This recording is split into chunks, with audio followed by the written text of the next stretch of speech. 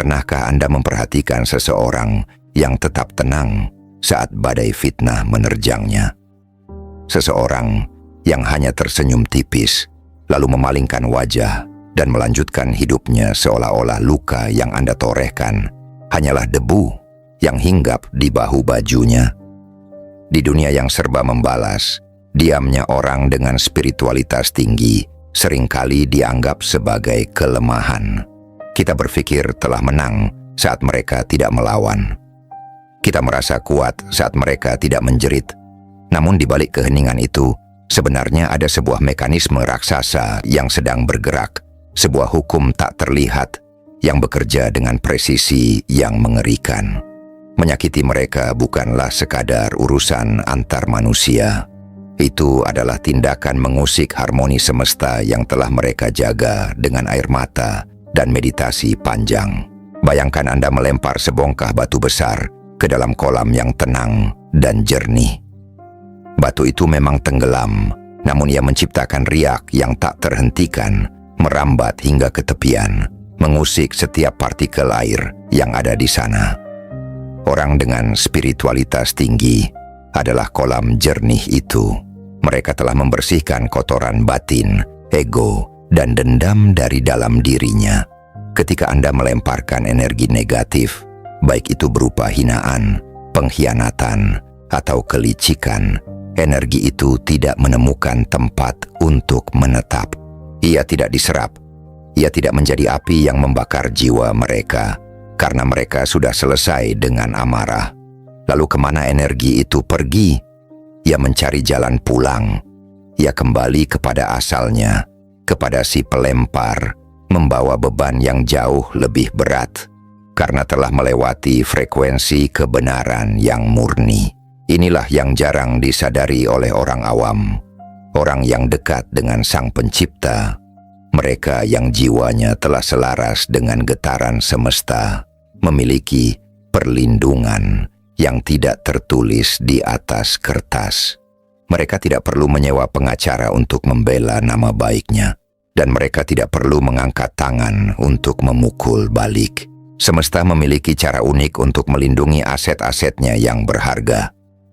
Saat mereka melepaskan haknya untuk membalas, mereka sebenarnya sedang menyerahkan tongkat keadilan kepada tangan yang jauh lebih perkasa.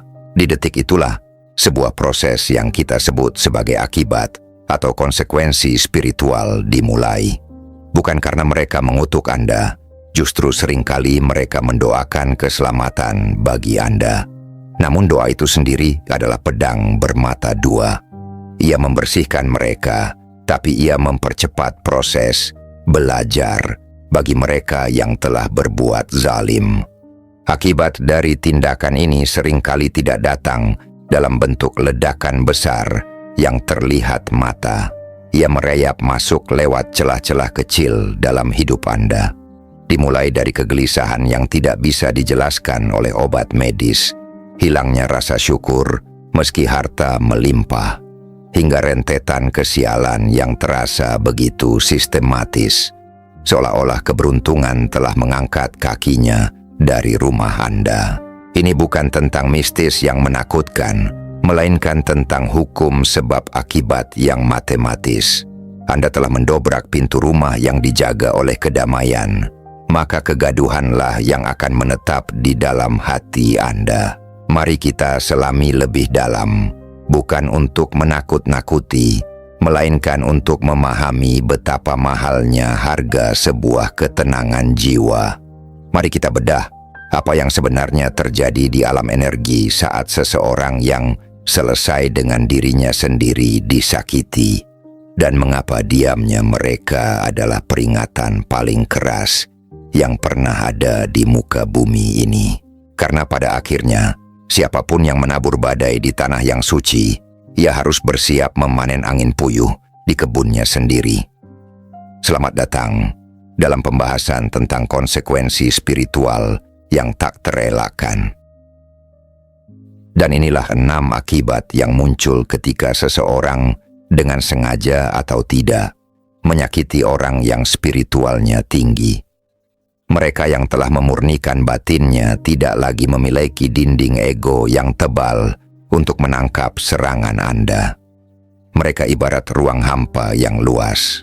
Dan di dalam kehampaan itu, hukum aksi-reaksi bekerja dengan kecepatan yang tidak masuk akal. Akibat yang paling mendasar dan seringkali paling cepat terasa adalah efek bumerang. Dalam hukum fisika, setiap aksi menghasilkan reaksi yang sama besar. Namun dalam hukum spiritual, reaksi ini berlipat ganda tergantung pada kebersihan objek yang diserang. Orang dengan spiritualitas tinggi memiliki medan energi atau vibrasi yang sangat stabil dan murni. Ketika Anda mengirimkan energi negatif, baik itu berupa fitnah, kebencian, atau pengkhianatan, energi tersebut ibarat sebuah bola tenis yang dilemparkan dengan sekuat tenaga ke arah tembok baja yang kokoh. Karena jiwa orang tersebut tidak lagi menyimpan dendam atau frekuensi yang sama dengan kebencian Anda, energi negatif itu tidak memiliki jangkar untuk hinggap. Ia tidak bisa masuk ke dalam hati mereka karena pintunya terkunci oleh kedamaian. Apa yang terjadi kemudian? Sesuai sifat alaminya, energi yang tertolak itu harus mencari jalan pulang ke tempat asalnya, yaitu Anda sendiri. Inilah yang sering kita lihat sebagai fenomena di mana si pelaku justru terkena dampak dari rencana jahatnya sendiri. Anda mencoba menjatuhkan reputasi mereka, namun justru rahasia gelap Anda yang terbongkar ke permukaan.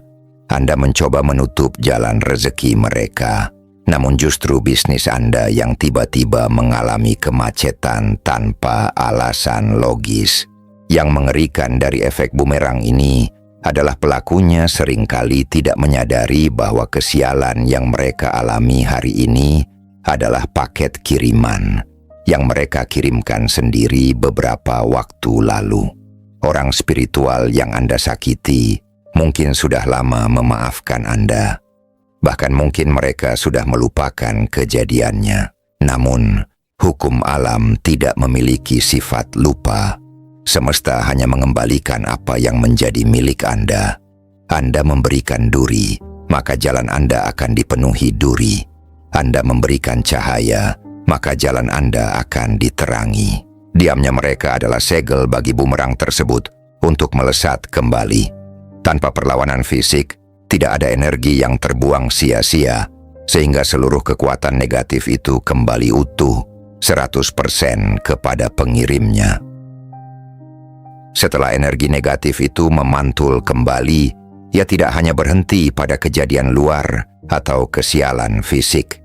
Ia masuk lebih dalam, menembus lapisan kesadaran, dan mulai mengusik pusat ketenangan si pelaku.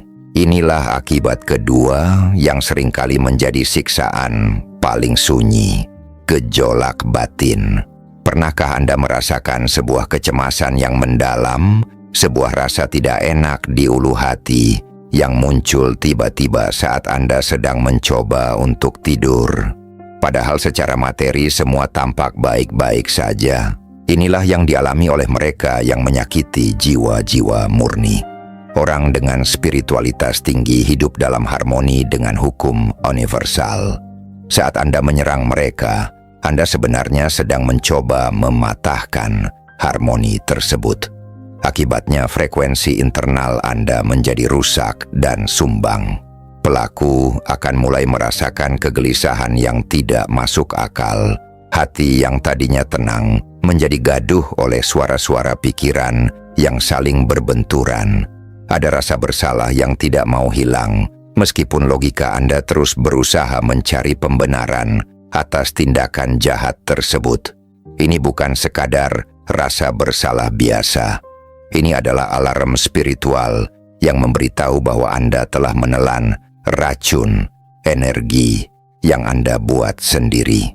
Secara psikologis, ini mungkin tampak seperti stres biasa, namun secara spiritual, ini adalah bentuk disonansi vibrasi. Anda tidak bisa tidur nyenyak karena frekuensi Anda tidak lagi sinkron dengan kedamaian semesta. Orang yang Anda sakiti mungkin sedang tertidur lelap dalam lindungan doanya, sementara Anda terjaga, dihantui oleh bayangan-bayangan kegagalan atau ketakutan akan masa depan yang tidak jelas. Gejolak batin ini adalah cara semesta memaksa Anda untuk bercermin.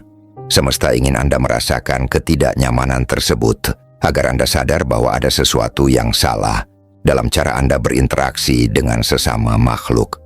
Jika kegelisahan ini terus diabaikan, ia akan mulai bermanifestasi menjadi kelelahan mental, hilangnya fokus, hingga hilangnya rasa bahagia dalam hal-hal kecil. Pada akhirnya, Anda akan menyadari satu hal yang menyakitkan. Anda bisa lari dari kemarahan manusia.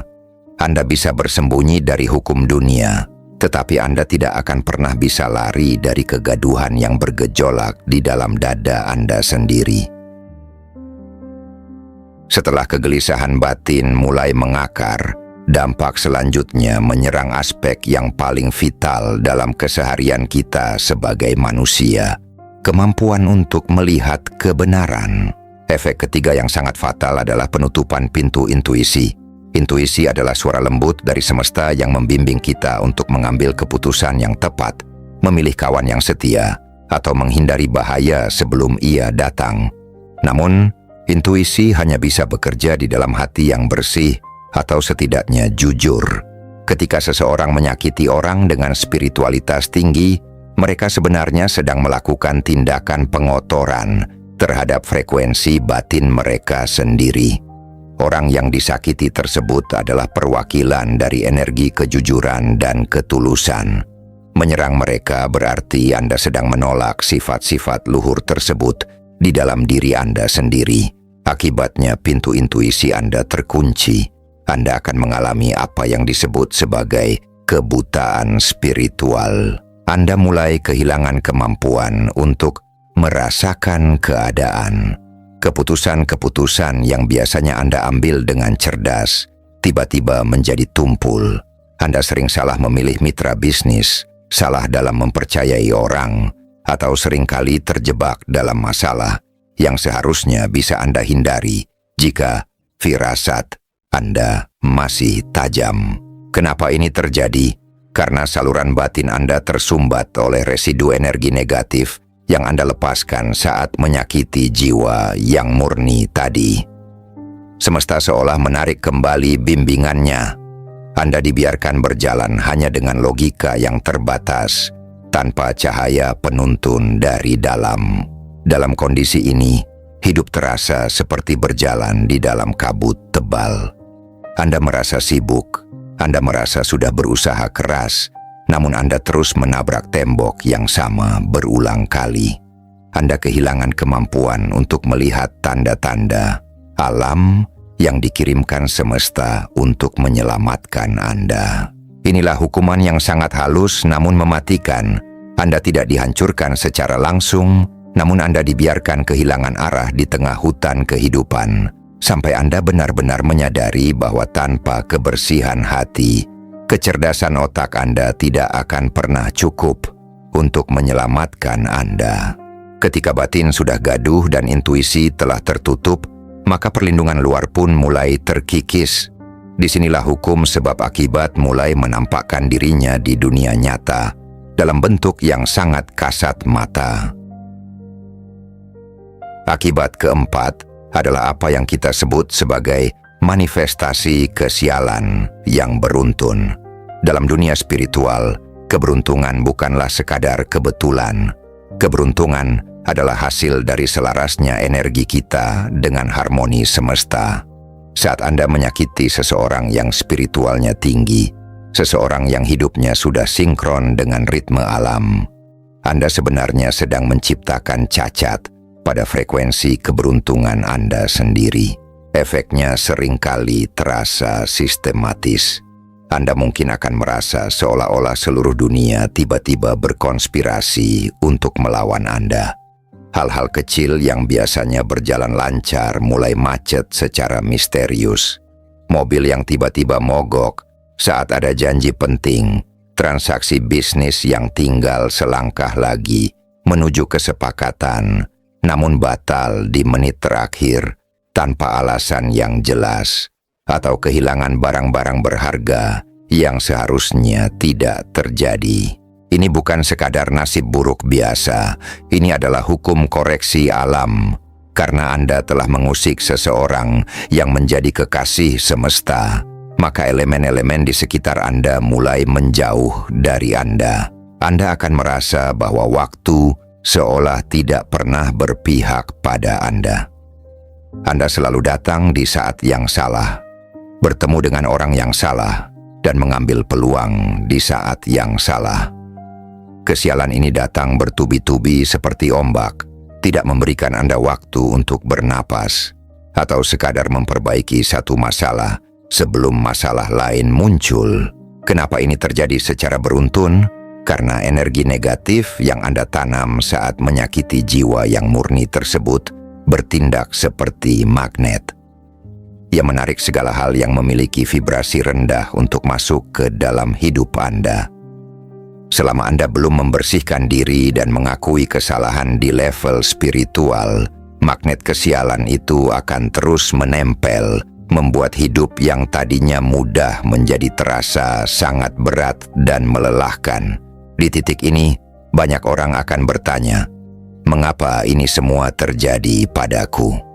Padahal jawabannya sederhana. Anda telah menanam benih duri di taman seseorang yang hanya menanam bunga, maka kini seluruh kebun Anda pun hanya akan ditumbuhi oleh duri. Setelah kesialan demi kesialan menghantam kehidupan fisik, dampak berikutnya masuk ke area perlindungan fundamental kita sebagai makhluk hidup. Kita semua terlahir dengan perisai alami. Namun perisai itu memiliki syarat.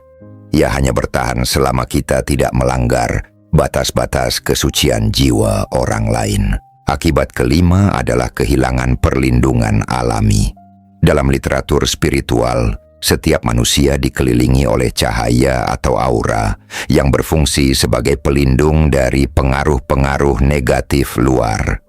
Namun, saat seseorang dengan sengaja menyakiti, memfitnah, atau menzalimi orang dengan spiritualitas tinggi, ia sebenarnya sedang melakukan tindakan menghancurkan diri sendiri secara energi. Dengan menyerang sosok yang murni, Anda secara otomatis merobek perisai Anda sendiri. Anda membuka pintu gerbang pertahanan Anda lebar-lebar. Mengapa demikian? Karena tindakan zalim tersebut menciptakan lubang gelap dalam struktur energi Anda. Dampaknya sangat terasa. Anda menjadi sangat rentan. Anda menjadi mudah terpengaruh oleh emosi orang lain, mudah merasa lelah tanpa sebab, dan yang paling berbahaya, Anda menjadi magnet bagi gangguan-gangguan mental maupun lingkungan yang sebelumnya tidak pernah bisa menyentuh Anda. Jika sebelumnya Anda adalah sosok yang tangguh, kini Anda merasa rapuh, seolah-olah keberuntungan pelindung yang selama ini menjaga Anda telah pergi meninggalkan rumahnya. Bayangkan Anda berada di tengah badai, namun tiba-tiba payung yang Anda pegang hancur karena Anda menggunakannya untuk memukul orang lain yang sedang berteduh dengan tenang. Kini, Anda berdiri telanjang di bawah guyuran hujan badai, tanpa ada yang menghalangi petir untuk menyambar. Kehilangan perlindungan ini juga berarti hilangnya wibawa alami.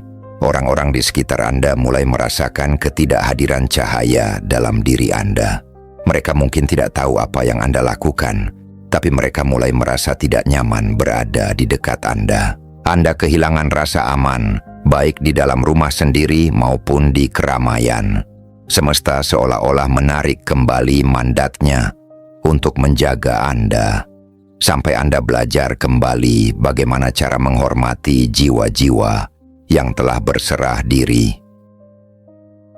Setelah semua perlindungan runtuh dan jalan hidup menjadi gelap, semesta melakukan langkah terakhirnya untuk mengembalikan keseimbangan.